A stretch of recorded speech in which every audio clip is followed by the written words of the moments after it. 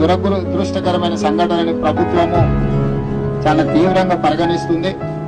చనిపోయిన కుటుంబాలకు ₹1,00,00,000 నష్టపరిహారం ఇవ్వాలి అని చెప్పి నేను ఆదేశాలు ఇవ్వడం జరిగింది.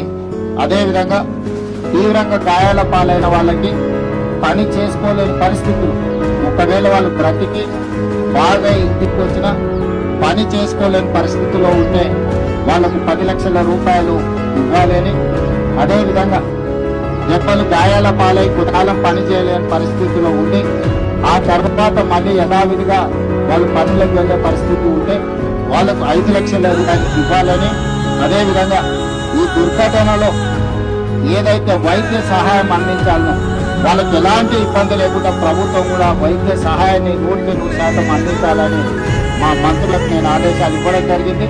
దీనికి బాధ్యులైన అందరి మీద కూడా ప్రభుత్వం చర్యలు తీసుకుంటుంది.